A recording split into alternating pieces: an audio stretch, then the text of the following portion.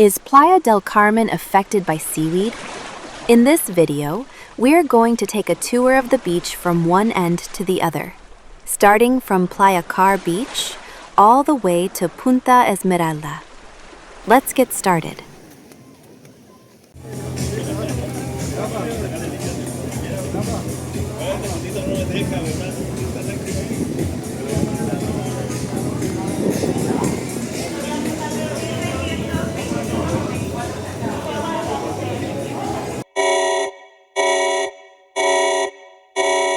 The entrance to Playacar Beach is located right where the Cozumel ferry pier is, next to the old Señor Frogs that has closed. It used to be easy to get in, but this time I found the whole area closed off, blocked and in ruins. Even though Señor Frogs had closed its doors, there should have been some way to access the beach. After walking around a lot, I asked some nearby tour vendors, and they told me the access was closed, and that the police would give me trouble if I tried to go in. I decided to see for myself and spoke to a National Guard soldier and a tourist police officer who were standing right at the entrance of the Cozumel ferry pier. I asked them where the Playacar access was, and the officer told me it was right here on the side. I took a look, but to my surprise, the only small walkway was blocked with boards and ropes, and there were two taxi drivers literally sitting there standing guard to keep people out. I went back to the officer and explained that the entrance was blocked. He responded with confusion. "It's closed?" He then walked with me, untied the ropes, and literally kicked the boards out of the way. I have to say I felt empowered and confident knowing I had the support of the officer who was helping to uphold my rights. We should remember that beaches are public property for all Mexicans, even if they are located within the luxurious residential complex of Playacar. It seems these taxi drivers were blocking the entrance to try to charge people or force them to take a taxi, which I find really disappointing and once again confirms the bad reputation they have earned. Once inside Playacar, I noticed there was very little sargassum and a lot of sandy beach, which was fantastic. The situation is definitely improving. To be honest, the water was a brownish color and far from the turquoise tones that have always distinguished the Caribbean, but I personally would have no problem swimming in it as it is now. What also stood out was the low number of tourists. The scene was deserted and not very lively, to say the least.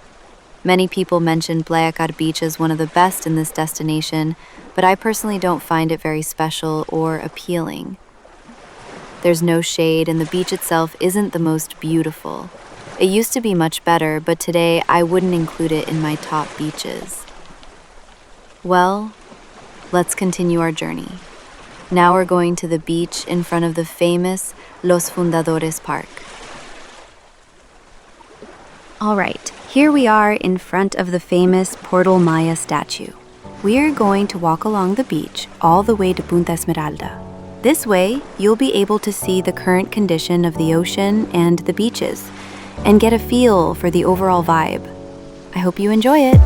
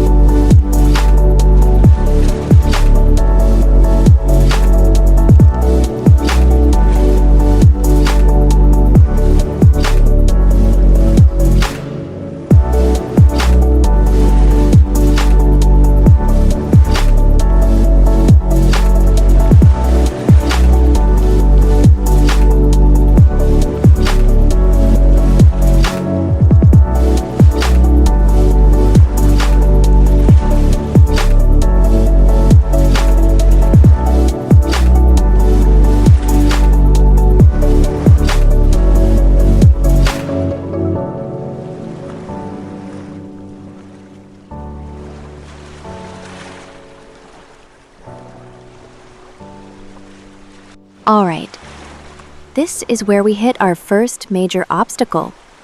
Just before the area known as El Recodo, right where the iconic Blue Parrot Beach Club used to be, we've run into some serious sea erosion. Folks, there's no beach here anymore, and only the most daring are pushing forward.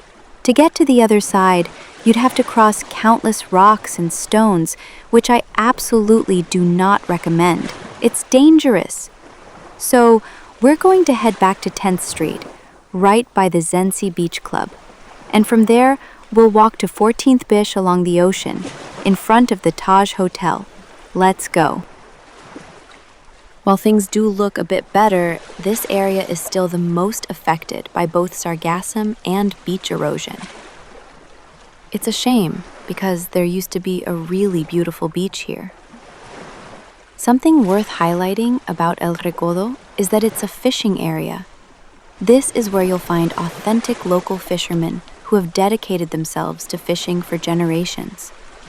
If you want to get fresh fish straight out of the water, look no further, you'll find it here. They can even prepare it for you, whether as a delicious ceviche or fried fish.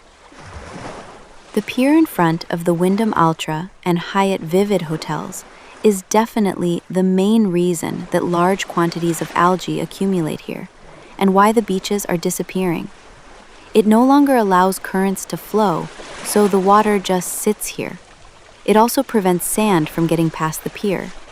This is a clear example of how human intervention and commercial interests can have a negative impact on the ecosystem. Well, let's continue with our tour.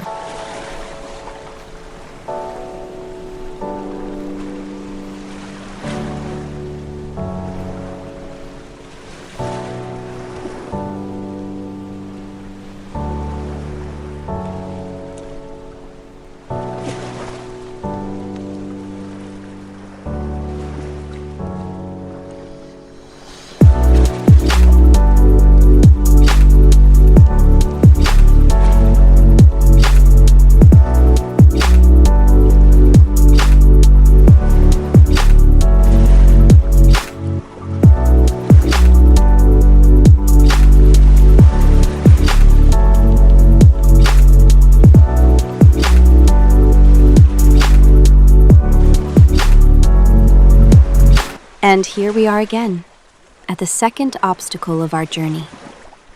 Right on 14th Street, where the Ultra Hotel is located, the beach is full of rocks and is very eroded.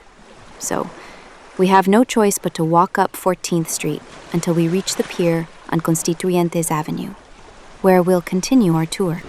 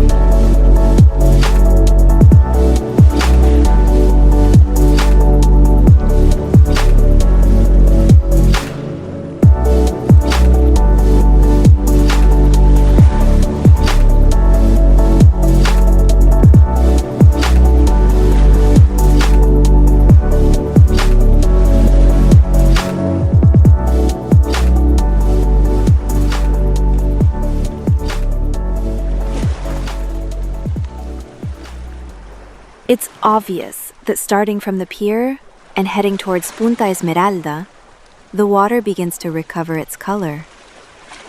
While it's not the beautiful turquoise in all its splendor, it stops being a chocolate brown color and stays that way for a good while until you get to Playa 72 or Punta Esmeralda, where it turns brown again.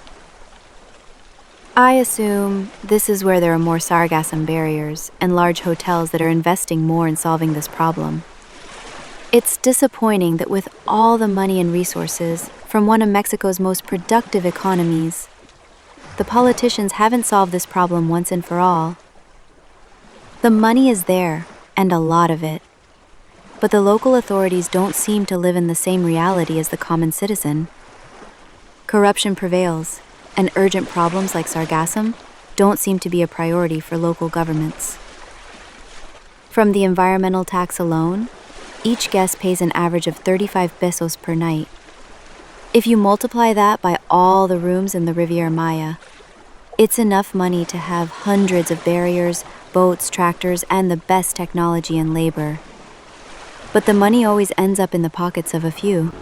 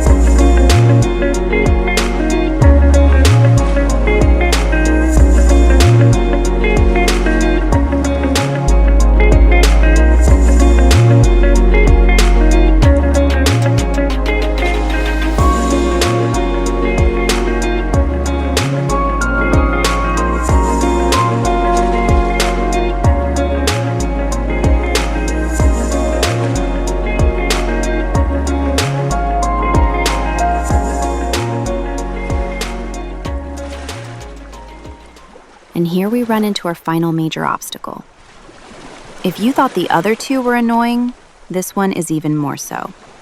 To begin with, you can't even swim across this part of the beach because the beach club here decided to put up its own barrier, completely blocking everyone from crossing. So, if you want to keep walking all the way to Punta Esmeralda, a long walk of about 10 or 15 minutes awaits you along 5th Avenue and Colosio, courtesy of the all-inclusive Fragata Beach Club and Restaurant. Isn't that great? And after a long walk on 5th Avenue, which I really enjoyed, by the way, since it reminded me of the authentic, old-school feel of Playa del Carmen, I highly recommend taking this route, from CTM and 5th Avenue all the way to Playa 72 and Punta Esmeralda. It's far from the tourist hustle and bustle, and there's a completely different vibe here, but I'll talk about that in another video. We finally arrived at Playa 72, which might just be the best beach of all. I mean, look at this beautiful entrance. It looks like something out of a tropical dream. As if that weren't enough, it even has its own mangrove. Let's take a look.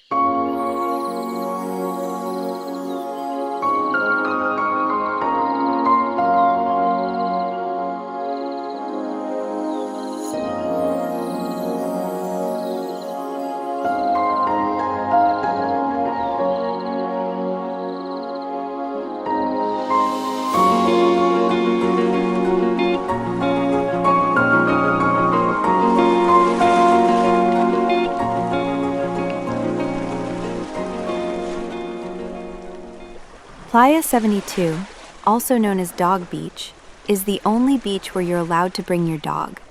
It's a place where you can really feel the sense of community.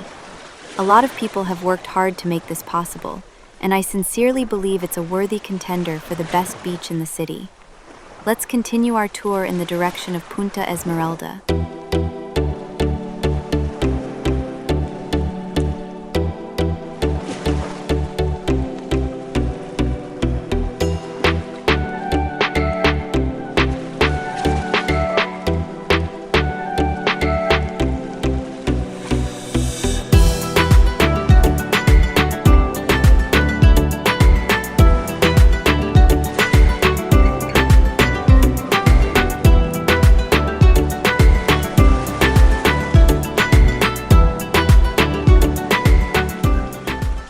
And we have finally arrived at our final destination, Punta Esmeralda. What distinguishes this beach from others is that it has its own natural mini cenotes. It also features bathrooms, a ramp for people with disabilities, as well as parking, a secure area to lock up your bike, and showers to rinse off. Playa Punta Esmeralda is one of the city's great treasures, with a dreamy view and a family-friendly atmosphere. While everyone is welcome, it's worth noting that this is one of the favorite beaches for locals. It's often filled with kids splashing in the cenotes, families enjoying the afternoon, some even in their tents, and many workers and local people drinking and listening to music. It's a beautiful place, but it can get very crowded, especially on Sundays. I personally like this beach, but it's not one of my favorites because it tends to be packed with kids yelling, people drinking, and loud music. It's just a bit too saturated for me. However, it's a safe place where you can find amenities you won't find anywhere else. It's a definite must-visit. And with that, we've concluded our walk along the beaches of Playa del Carmen. This video was focused on the low season, during a time with sargassum. More videos will be coming soon, where we'll focus on each individual beach in more detail. For now, this quick guide should give you an idea of the current situation and the most beautiful beaches this destination has to offer. Don't forget to subscribe to the channel, give this video a like, and hit the notification bell so you don't miss all the fantastic content I'll be uploading soon. Thanks for watching until the end, and we'll see you next time.